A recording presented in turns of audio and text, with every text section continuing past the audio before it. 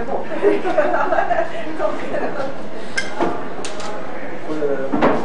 Faut faire profil plus de l'événement. Oui, Oui, bah, je suis d'accord. ouais, mais même lui aussi, on doit assumer ce que je pense. Est-ce que je préfère qu'on rentre directement peut-être dedans si tu veux laisser là-bas? Enfin, c'est ça, c'est la personne qui nous a dit. Il y aura du café de là. Je pense que c'était juste ça. Je fais. Non, mais non, le problème, Oui. c'est que je prends l'eau, le son ici. Tout le son vient. Ah oui. Et est-ce que le son de cette caméra? Non, oui, c'était pour la caméra, mais si tu me donnes nous donner le son direct, Ouais. tu vas le prendre. Et je vais essayer de le prendre ici. D'accord. Et on peut mettre ton micro en plus dans le. Non, si tu as besoin. Non, je n'ai pas besoin de micro. Donc c'est VGA. Oui. Je vais trouver ça.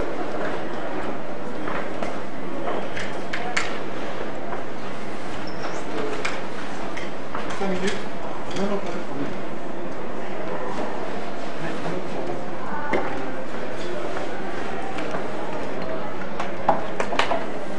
Alors.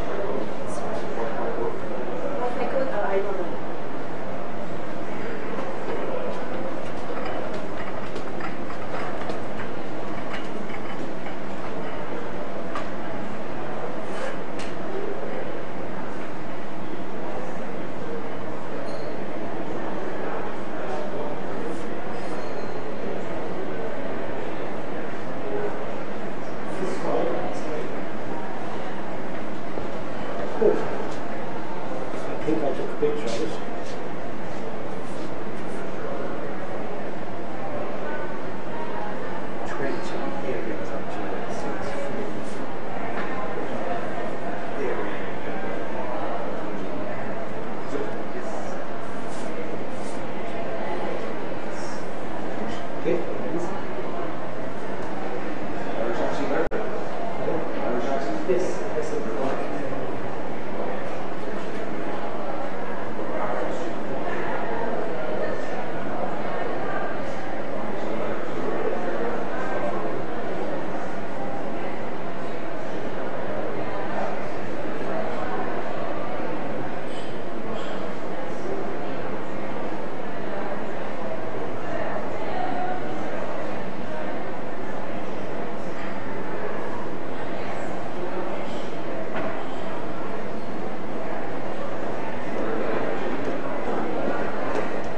Chiaro, te l'ho spedito io, eh?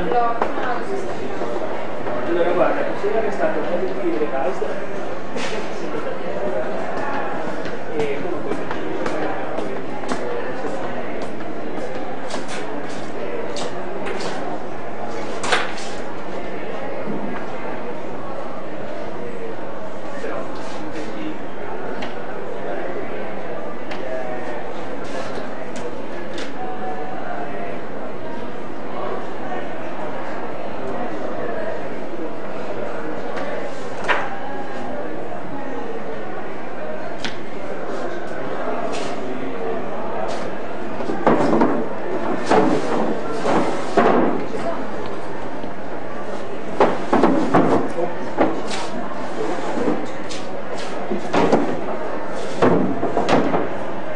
all'interno c'è la parte padre.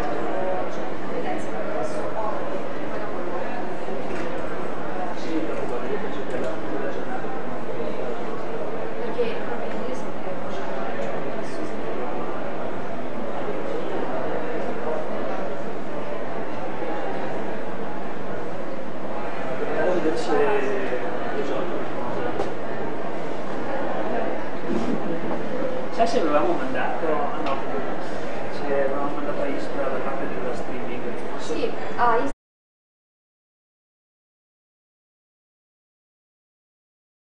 Sai se Francesca ha mandato a Istra?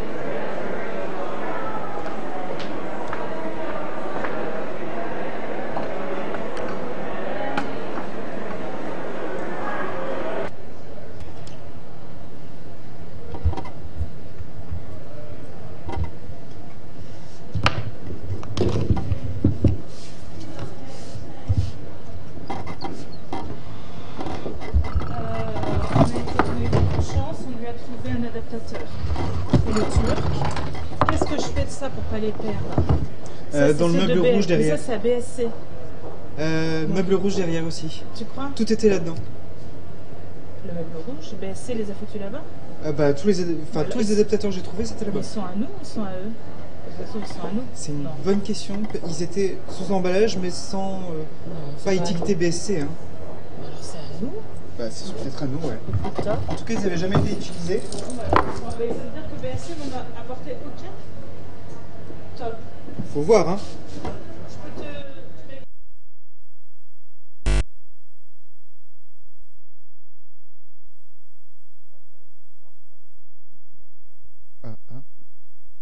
Oui.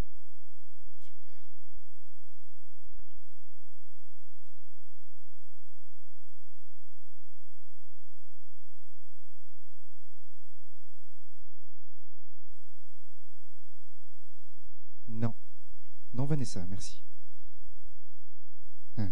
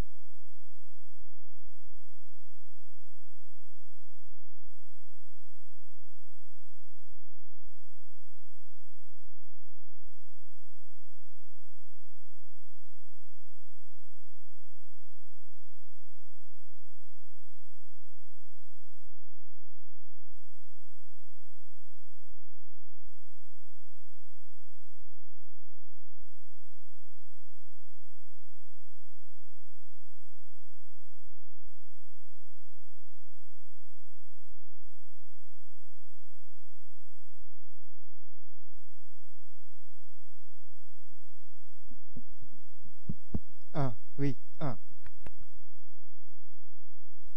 Ta.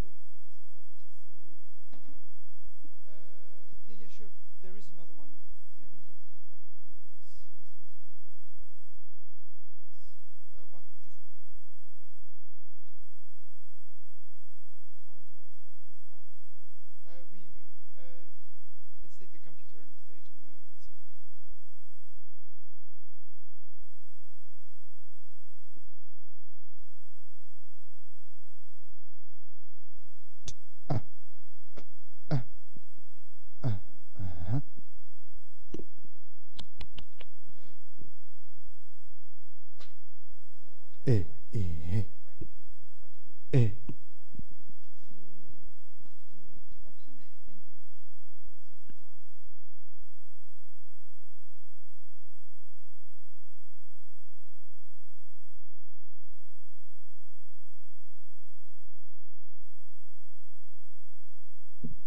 Ah, ah.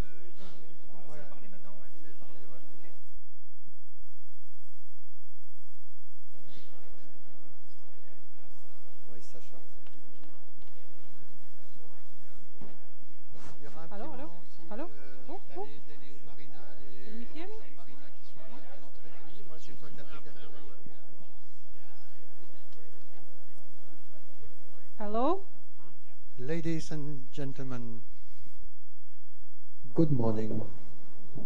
We are very happy to welcome you here. So, myself, Pierre Strasser, and Sasha Rajcevic, good morning to everybody. we are going to do the facilitation of the main part of the Ocean Dialogues, the conference part, the workshops, and we try to facilitate as much the discussions than your life between now and tomorrow lunchtime. So we are going to very quickly, we are a bit late, but we guess the plenary will stay within the time frame we had put in the agenda.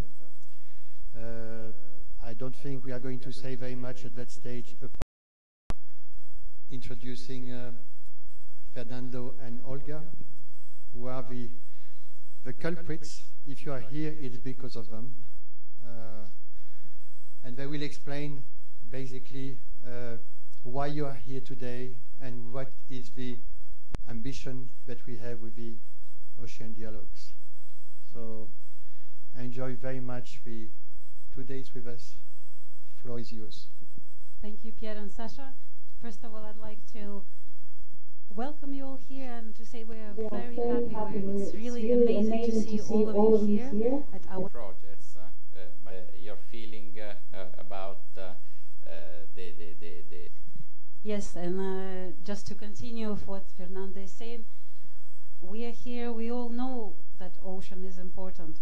We're not here to talk about it, and in that sense, we all aware, I hope that all of us who are here today are really concerned with what is happening with the ocean, and to, like we say, to discuss things related to how we make things better, how we understand what can we do to make it better. And the one of the issues is really to find the when we look for solutions how to make things better, is we understand that the people, us, you, the others, the people who work in research, who are business, who citizens, who school children, everybody, they have a stake in it. They have the influence in how we use the oceans. And we really, we do have very complex relations, all of us, with the ocean. We cannot imagine one without another. All of our things, if you really connect, they have a connection with it. But do we all understand it? Do we all know what is my connection? How am I connected to the issues that ocean is happening to the ocean? And what do I need to know to make things better? And we have an assumption in our projects, or in general, that in fact, if we think that we have better knowledge, better information, then it can help us as citizens, as children, educators, policymakers, everyone, to better understand and take better decisions. However, it's just an assumption. And what we meant by better knowledge, it comes from many perspectives. It can be what is supply knowledge, what is it point of view, what is given to you as knowledge, what is already there, and what is the demand, what do we need to know to make our decisions. What we mean with better research and innovation, we mean that to translate this knowledge and to give it to the right people who could hear the message and could change the things, the behavior and the way they act, and to act better, and to translate it to make better decisions in the management and in how we manage the oceans. So as you see, on the one side is producing the knowledge, on the other side is using the knowledge, and this is our the diagram which shows how both of our projects in fact are contributing to the same thing. And in responsible, like I said, we were tackling the ocean literacy and to understand what people should know, what is the right knowledge that can reach right target group, from which channels.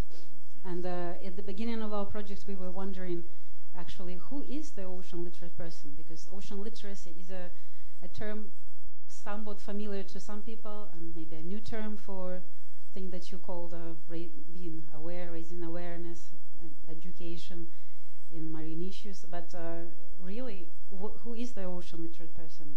It's the one who is aware of the importance of the ocean, the one who understands the connection between humans and oceans, and not only, but it's the one who also able to take the decisions and act responsibly.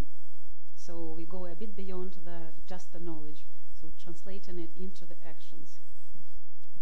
And maybe just to say what have... And Marina has investigated the value of responsible research and innovation. It is probably less familiar than ocean literacy, but it is really, really important. And in particular, the Marina project worked on two main concepts. The engage of citizens to raise awareness and engage ocean stakeholders in co-building solution based on RRI approach in MML workshop and in a knowledge sharing platform, and assess policy condition and the needs to ensure the RRI is institutionalized as an approach for research and innovation in support of ocean management, and develop a roadmap in supporting RRI practitioners and policymakers. These are the two main concepts on which the Marina project worked in the 3 years. Yeah, we don't want to take a lot of time explain about each project in details, because each would deserve at its own conference. But what we're trying to do here is to give you a taste of what type of questions we worked with during our project lives. And so for you to see why we actually wanted to come together as Ocean Dialogues. So here we wanted to give you just a taste of type of questions we worked with. So I asked some of our partners from both Marina and Responsible to give the audience just an example. What sort of things you worked with? What kind of questions you asked yourself? What sort of issues we worked with? You can give some practical examples, or just to say what sort of things you did. Yeah? Good morning, everyone. I'm Ksenia Schneider from the Marina Project, and the question we have worked for 3 years was to how to motivate private and public research organizations to adopt research, responsible research and innovation, RRI. You will hear these 3 letters all day long. And what policy incentives are needed to support this change, because it requires a change of mind. So today and tomorrow we are going to be looking at this question. Thank you.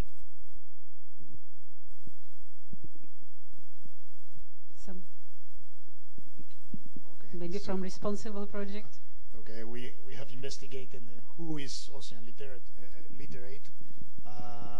How can we measure the change in behavior and for ocean literacy?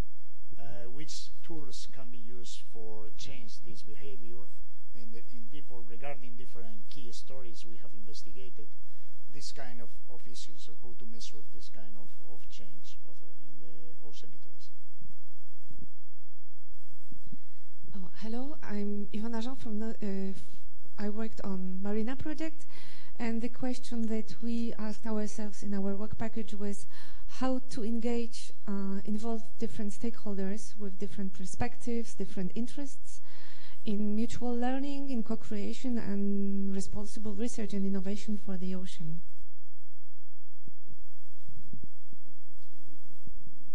Hello, I'm Heidrun from the Baltic Environmental Forum from Germany. And for us, ocean literacy means also the ability to communicate between actors and between actors groups. And our leading questions here were: who transfers the knowledge to whom? Which information content is actually communicated? And is it one fit all or particular information content to particular stakeholder groups? I am Patrizia Grifoni from Marina Project, and one key question was how can we build an online platform for sharing knowledge and tools for facilitating collaboration and co-creation, and how can we facilitate citizens and society in general, stakeholders, to access information about research and innovation on the marine sectors. Hello, I'm Gloria De Pauli from the Responsible Project. We were talking about actors, but who are these actors? Because we have an activity, for example, putting a pressure on oceans, but it's the only thing we have to look at. No, we have to look at the whole value chain, and so which other activities are linked, and which actors are important along this value chain. There's probably much more questions in both projects, I think, but at least it gives a flavor. Yeah, the idea was just to give you, because you all come from different backgrounds and things, to just give you a teaser to know what these type of things we discussed. And as you heard, if you were listening carefully, some things are really complementary, and that's why when we met in Burgas, we said that that would be very good that we together will come together and we will explore and join forces to address these issues of how the knowledge system, the actors, the stakeholders, and how we do it. And that's why we came to the idea of doing the ocean dialogues. And the objective of this conference are mainly three. How can responsible research and innovation and ocean literacy support effective ocean governance? Which roles for the tools product produced by both projects in supporting effective ocean governance? And what are the preconditions for success? Which opportunities can policy offer for strengthening responsible research and innovation and ocean literacy? These are the three questions that we will discuss during today and tomorrow morning.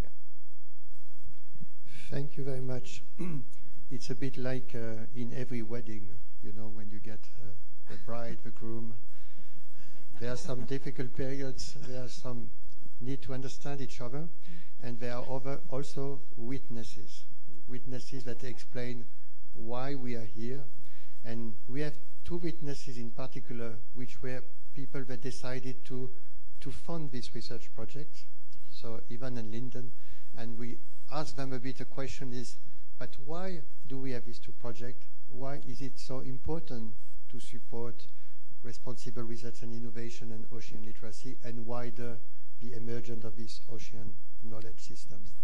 Ivan? Thank you. Good morning to everybody. There's many new faces and some familiar faces. I'm sorry I could not say hello to everybody, but we have opportunity to meet during the day. Yes, indeed. Why? I didn't. It's a big honor, but I was not the one, who actually decided, because it's the European Community, the European Union, member states, and the European Commission who enable the possibility to fund these topics. Also, why the EU enabled more than 7 million euros to fund a project in developing ocean literacy. Indeed, as you know, Olga reminded it well, it's not very needed to recall that the ocean is the main planet life support system. and that this life support system, we provide food and welfare and well-being and health, is under crisis. There's no 1 week without a report, a study, or scientific paper alarming about different factors of stress on the ocean: pollution, coral bleaching, depletion of predators, acidification, dead zones developing in the ocean. So the ocean is in crisis, in a state of emergency, and we have technical solution, monitoring, use to changes, but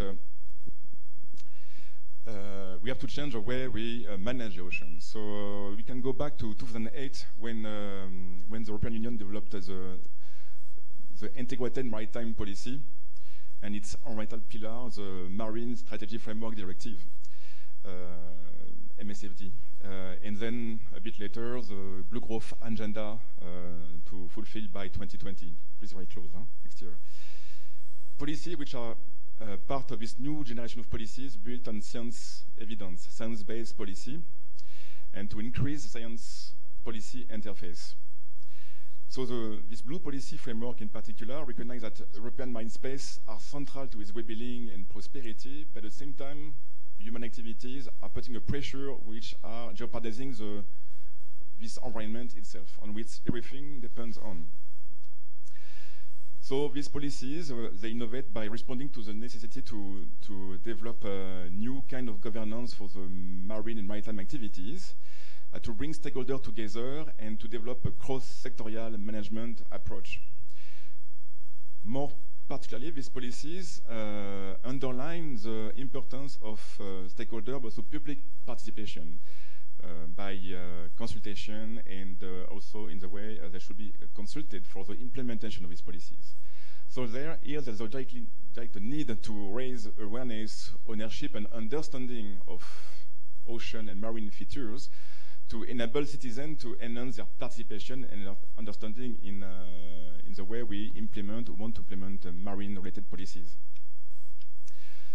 So we see here the importance as citizens that we have to understand the influence we have on the ocean and the ocean influence on us, the reciprocal interaction we have, as it has been necessarily reminded by Olga just before, and which is the rationale of ocean literacy concept. So the ocean literacy aims at empowering people so they can make choices as a citizen, as a consumer, but also as a political actor. But now we see at Marina as a way to participate in the drafting of a research agenda and solution provided by the research and technological agenda. So how they started how we could also have so much resources and I think reach such good advancement in developing the concept and ocean literacy movement in Europe. We also to go back in the past in 2011-12, thanks to the dynamic connection between North America, especially US, and some actors in Europe, and the topic of ocean literacy underlined in Navigating the Future 4, drafted by the European Marine Board. It was the right moment where we were drafting the base of the cooperation with US and Canada, which at the end identifies 6 main priorities of cooperation between the United States and Canada, which included ocean literacy. And this enabled the Galway Statement, if you have heard about it, which was signed in 2013. And this enabled then the EU to support the capacity, to develop the capacity of Europe in ocean literacy to enable this cooperation and to take the experience gained from US in particular. So we have the 2 projects, Sea Change, which ended last year, and Responsible, funded for up to 7 million euros. So the main the main benefits we can see right now is to have been able to mainstream and to give visibility to small community. It was small at the time and scattered in Europe, to give them visibility and start mainstreaming of tools and activities and to develop new concepts. So 4 years ago already, we had the kickoff of Sea Change and Responsible. And we can say, maybe I will see today, I think, that how the landscape of ocean literacy changed in Europe, but also at the global stage. The originality of Sea Change was to develop the links with the indicator, with all the tools dealing with the formal and informal education. Responsible developed some innovative area by developing customized approaches according to different socio-economic sectors to develop a more customized, adapt messages according to the different stakeholders of one socio-economic sector. So we have now a broad new range of tools to test or to implement already now. And I hope today it will be the opportunity to draft together, to see how these tools can be then used further, multiplied. I hope you have here people will be able to multiply this result beyond the partnerships and to develop the legacy.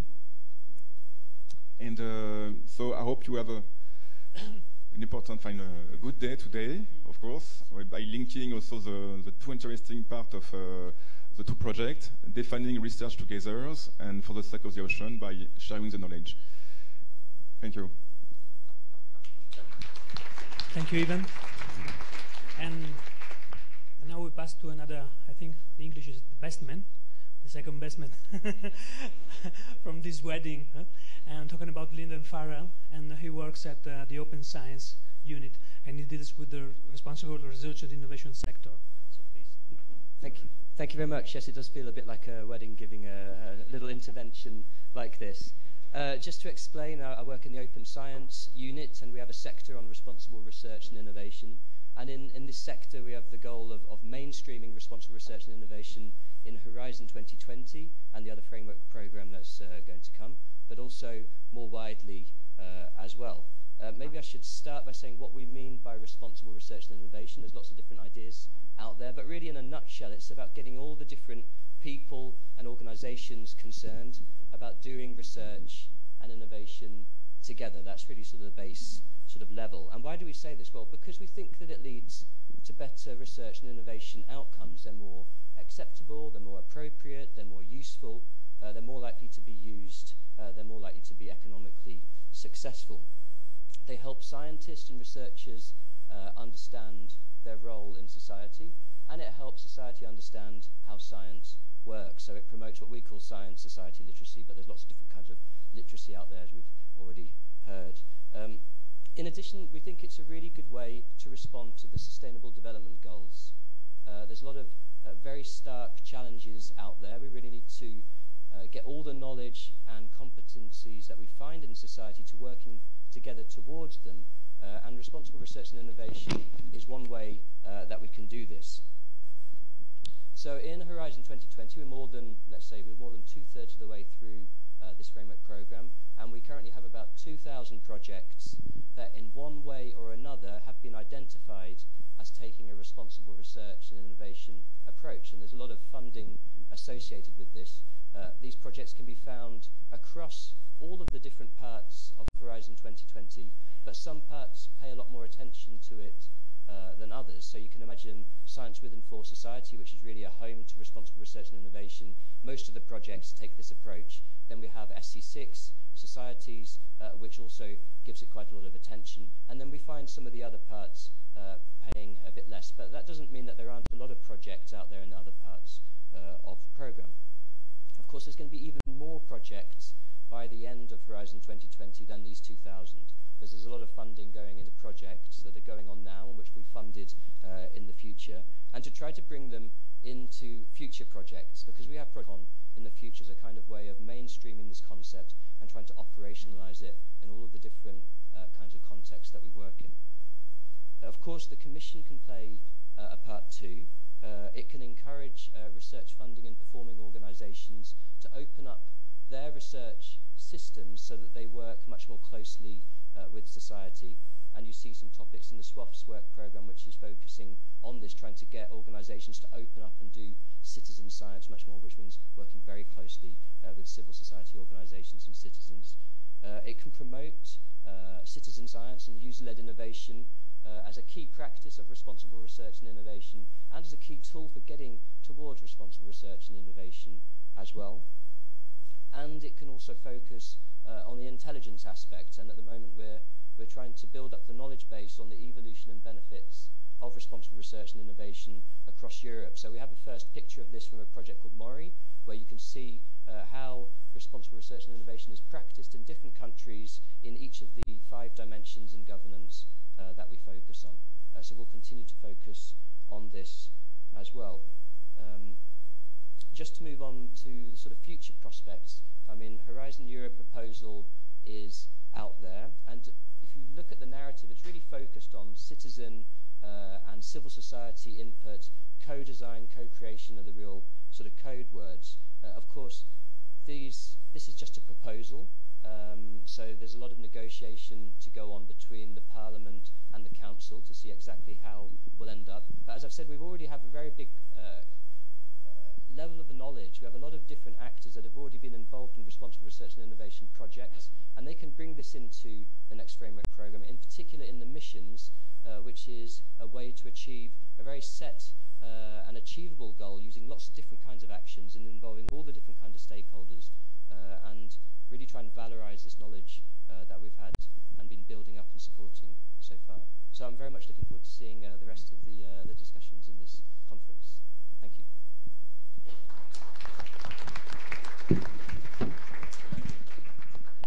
So this was the close family.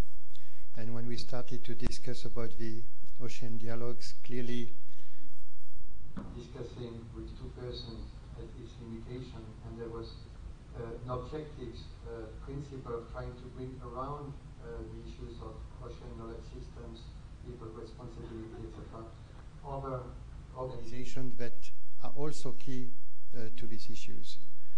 So there were 3 organizations that joined the Ocean Dialogues, DG Mare, European Parliament, and UNESCO. And then we are going to ask them one by one why finally they came here today, why they support the Ocean Dialogues, and maybe what they expect from this 2 days discussion, 3 days discussion, because as we will hear, it will end on Wednesday lunchtime in the European Parliament. So the first is DG Mare, Marie Stukels. Floor is yours. Okay, thank you, Pierre. Maybe I will go here that everyone. No, I'm okay like that. I was really glad to learn that the idea of teaming up of 2 projects was born at the European Maritime Day, which DG Mare organizes. So congratulations to that, and it's really, I think it's very good and timely that these 2 Horizon 2020 projects found synergies and teamed up to effectively drive forward the blue economy files like ocean energy or blue biotechnologies or ocean pollution. It's really important to have a holistic approach here, and I think that 2 projects which are having different perspectives and looking on the same things from different angles, these perspectives are complementary, and they are contributing to address the blue economy challenges. They are looking on involving the citizens, which are at the key of driving these files forward, and human interactions with oceans. What I'm looking forward here on these ocean dialogues is that these dialogues will develop a lot of energy among the participants, that these discussions will build up on the great results which both projects have already achieved, like generated best practices, ocean literacy tools, different ideas which were generated during the lifetime of these projects, and also that these discussions will help to develop clear pathways, clear steps forward to have a effective post-project life of both projects, and that these outcomes of these projects are successful and effective. Thank you very much. Thanks.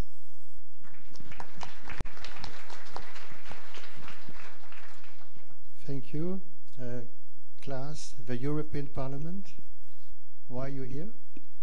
Yeah, thank you. So my role is actually then, when we continue with the wedding, probably the one of a friend who came, who does not have the money to support the couple financially, but finds other creative ways to organize a part of the wedding.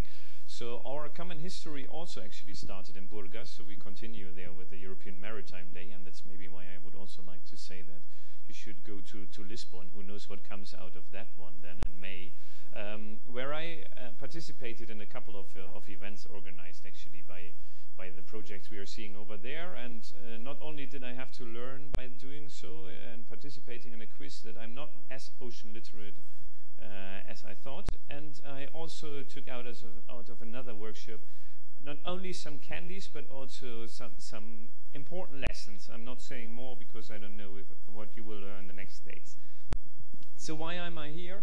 Well, I'm here also on behalf of Mrs. Meissner. She's president of the European Parliament Intergroup on Seas, Rivers, Islands and Coastal Areas. And you will probably meet her tonight at the cocktail and tomorrow at some part of the program. And our idea was to support this actually, because we organized 50 events roughly in the last 5 years. And we have been approached frequently by several EU-funded projects to host a final conference. And very often I'm saying, like, look, I mean, it is great, but when you come up with this idea to do a final conference, it would be great to reach out a bit beyond just your project, you know? So, like, address other people too, that they learn what you did. And here was already, like, the cooperation of 2 projects where I was very, very happy, because it really doesn't happen so often. So it is fantastic that you are working together. And that was actually really why we said, like, okay, we want to support this. Another one is we worked a lot on ocean literacy in the last years, and one of the most successful events we organized was actually an exhibition on marine litter in front of the European Parliament, where we had a couple of thousand visitors coming, also some pupils coming over there. And that is exactly what we need. We need this kind of outreach. It happens somehow in the policy field. It was organized as a scientific lab exhibition together with the science community, and we really worked with young people having school classes there. That's also why we invited now for tomorrow for a big conference in the Parliament about oceans, school classes from the European schools. Because, I mean, we really need to have young people also there. I mean, it is now common sense that we are always referring to young people, but I think what these ocean dialogues are doing, and those 2 projects, is really involving them also.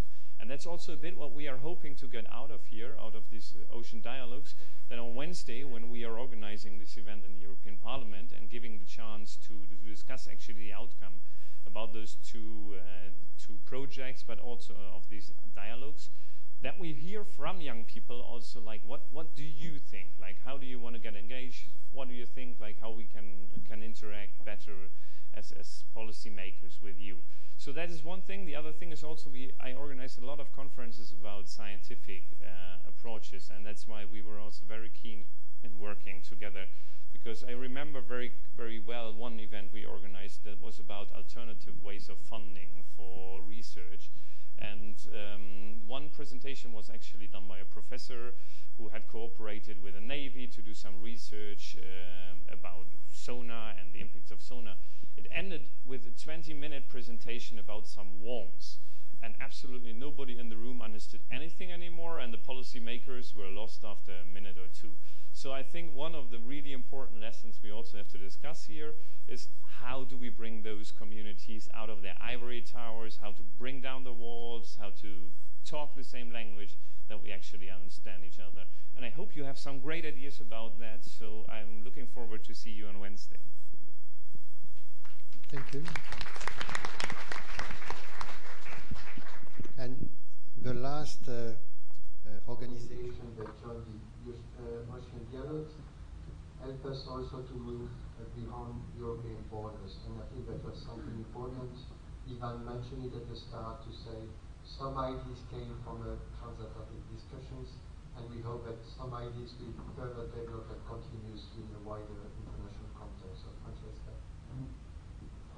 Hello everyone, and I'm Francesca Santoro from the Intergovernmental Oceanographic Commission of UNESCO, and would like to thank, of course, Jürgen, the organizer, for having contacted me and to ask me if I our organization, the IOC of UNESCO, wanted to support and collaborate with this gathering and meeting. And most of all, the idea was to try to bring what we as IOC of UNESCO are doing in terms of the preparation for the UN Decade of Ocean Science for Sustainable Development.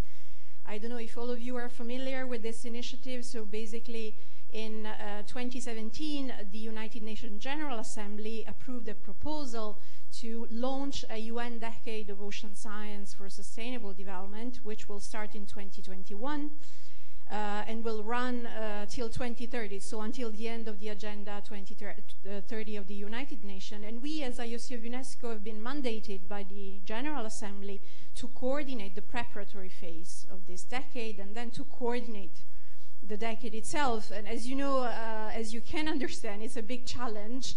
It's a big endeavor, and the reason why I'm here and I'm traveling all around the world, I have to say, is because we need to gather information. We need to consult everyone. We want this decade to be something that is everyone feels they are part of this decade. It's not something that we will develop in our offices in Paris, but something that we want everyone to be part of it. So private sector, citizens, research institutions, so everyone should give their contribution, especially in this part of the preparatory phase. So this year and next year, we're going to have some global workshops, 2 global workshops, some other regional workshops, thematic workshops. And me in particular here, I'm representing, let's say, the ocean literacy part of this decade, which is definitely one of the pillars of this decade. We have identified some societal outcomes for the decade, and one of them is that we want to have a transparent and accessible ocean for everyone. So ocean literacy, of course, is instrumental for this societal outcome. And what I'm expecting from this meeting is to gather ideas, to gather insights, to gather perspectives from the different people that are coming here, because we need that to then identify where we want to be in 2020 and what we need to do from here till 2020 to get there. So also, in addition, of course, it's kind of natural that I'm here because I was part of Sea Change, which was the other project funded by Horizon 2020 on ocean literacy. So also that project was, I think, a successful one in developing a number of tools and approaches, especially very much concentrating on the most challenging part of ocean literacy, which is how we transform knowledge into action. This is becoming quite a mantra for me. We have a lot of knowledge, we have a lot of scientific projects, results, but we really need to work on how we transform that knowledge into action, and that's what also the UN Decade of Ocean Science want to get to. Thank you.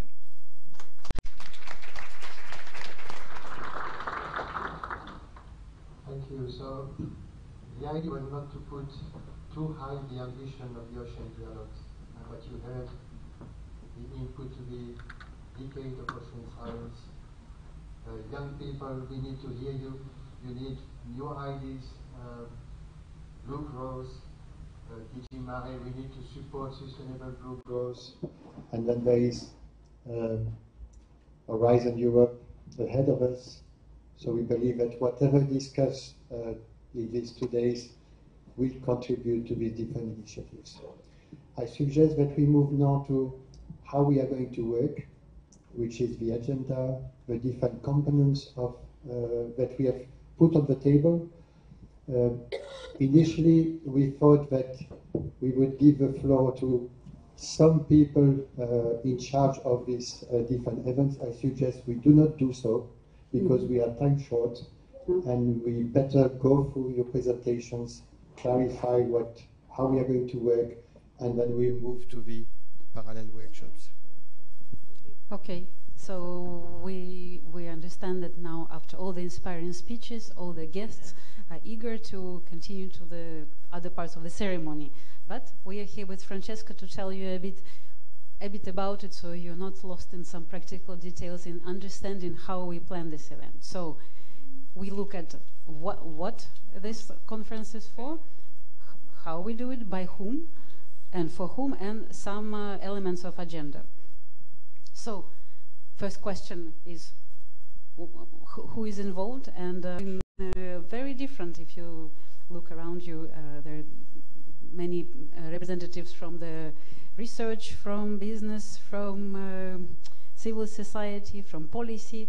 So there are many initiatives you recognize by your name tags of some people you haven't met. So we'll see very many. And most interesting and important thing is we all are producers and we are the users of knowledge. So to go back to our knowledge system, we all at some point of our work or life, we are using and we are producing some kind of knowledge. So that's why all of your views are important. I pass to Francesca to tell about our principles. Yes, very, very shortly. I will be really short. We really want that this event is characterized that a series of principles that I'm sure you agree upon. Of course, openness. So really all ideas are worth sharing, no silly ideas. So please be free to share. Equity, so give equal space to everyone to speak. Please, no monologue. If the person in front of you is monologuing, please do that. So we try to speak everyone. And respect the schedule. We are not the first one. We are not respecting it, so we are really going fast now to start our session with less late. And practically also try to be creative and responsible. So propose things during the workshop that you can do. And again, connection. Stay connected with us. Also use your cell phone to Twitter and to share your experience here at the Ocean Dialogues. So very quickly to say what are the elements? You've seen the program, it's somewhere in front, yes.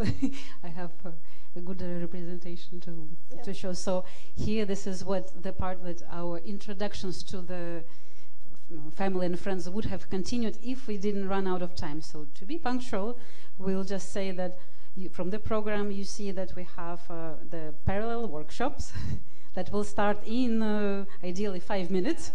And this will answer the questions from how to get organized for effective ocean literacy and RRI. We have 5 workshops and the facilitators will take you through that in just 5 minutes. We have a plenary after which looks at what we've learned with reactions, and then we reach the end of the day where we have all of us talking and reacting to what we've learned. And tomorrow we start with actually a table session, and we try to give reality to the key principles for effective ocean literacy and RRI.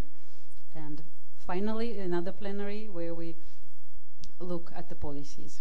Now, this is the core of the conference that you see on your program. We also have 2 elements. Yeah. the demo deck. I think most of you have already had chance to walk through and had a coffee and get a first glimpse. And we have an opening at the coffee break. You're all welcome to be there.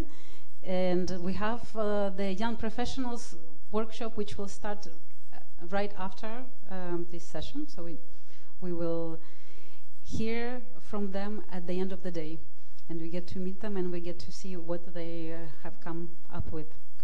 Another building block and element would be the manifesto that we will put forward for you tomorrow, when we gather all the ideas, when we get the inputs from all of the different elements and groups, and we will have time to present and to have some reactions about it. And as Klaus was pointing out, it's a working process for all of us to gather these ideas, inspirations from all of you, and to translate and bring the most of them, or the most important of them, to the discussion at the policy workshop in the Parliament on Wednesday. And yeah, this is just what our outputs of the conference, what we are aiming to do.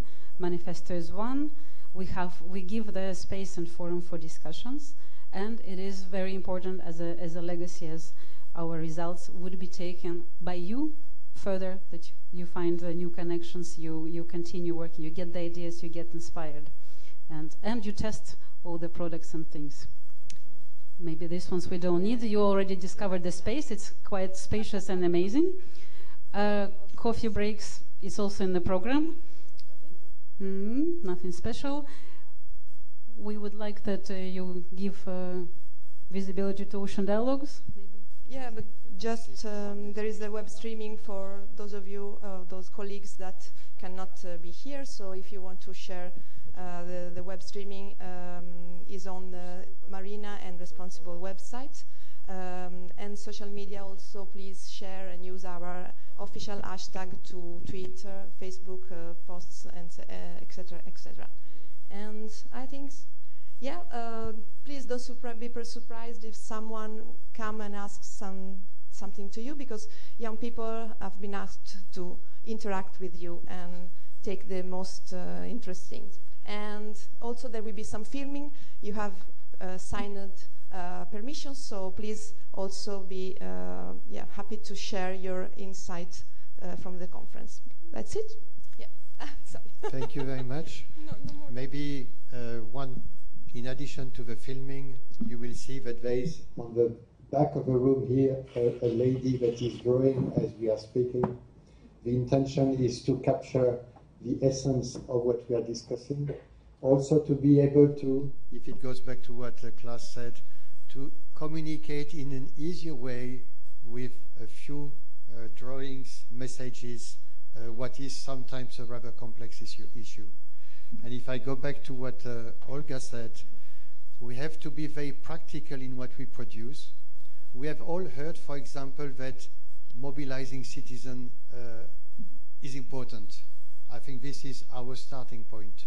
We have to find, in this discussion we have in the next 2 days, the mechanisms that ensure that it happens, that it becomes reality, because in many cases, these general principles we are talking about have difficulties to become reality. Sasha? Yes, this is where workshop? also our workshops are coming. So, look at the slide. If you can go back to the slide. So, we're starting very soon, so please get ready and please remember the philosophy that we have. So we want really you to be engaged and to share your experience.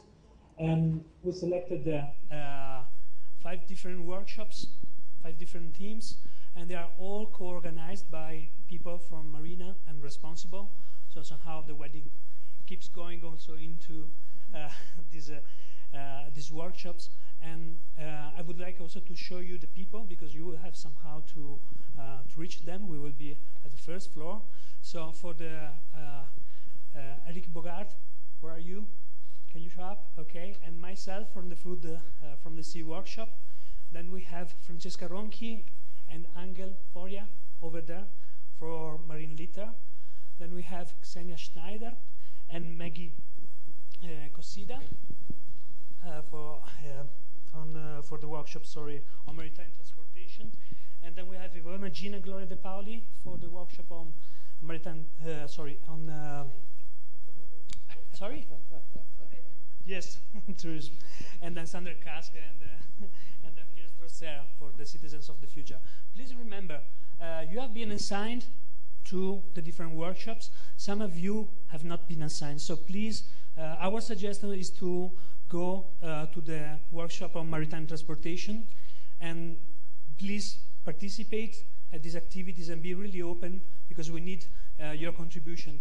And all the ideas that will be developed through this process, they will be used also for the manifesto that we are working with. So somehow it's a way to contribute to our effort in order to let ocean literacy and the right to enter as much as we can into the policy domain, but also into action. One practical element, the workshop on citizens from today and tomorrow is staying here. The other people, please move upstairs in a very energetic, dynamic way to the upper level with the workshops. Many thanks for speakers for the plenary, and enjoy the practical workshop discussions.